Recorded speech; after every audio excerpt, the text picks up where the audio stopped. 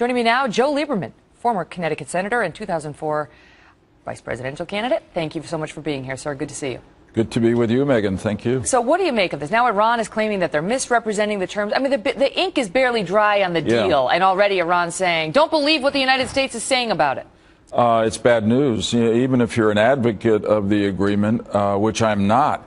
But the very fact that now Iran is saying, not just privately in a phone call to the White House, but publicly, that we got different interpretations of the agreement.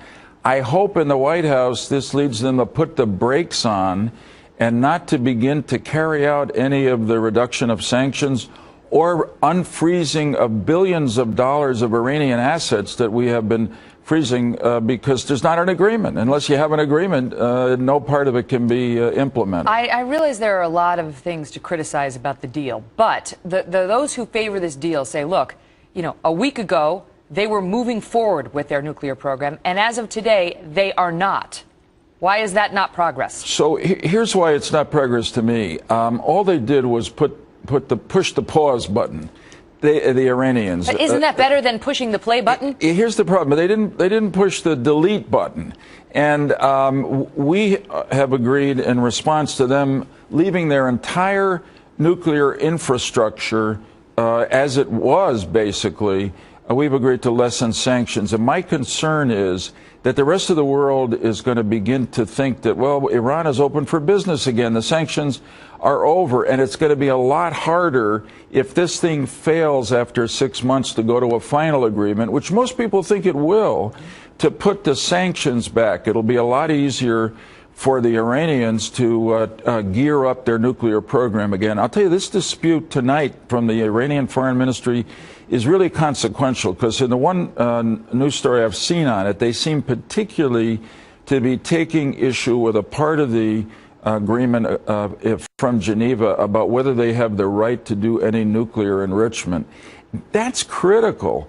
I mean, in my opinion, they have been such enemies of the United States, such sponsors of terrorism, so chronically deceitful, that until they go a lot of years and prove they'll keep an agreement, we shouldn't let them enrich uranium. But they're now saying we've got that agreement from the United States. If we were ever going to do that for them, we certainly shouldn't have done it now. We gave away something really big here, if that's in fact what happened. Well, that's an interesting point. We may have given away even more than we understood we gave away yesterday, or even more than the American people understood. Yeah, exactly.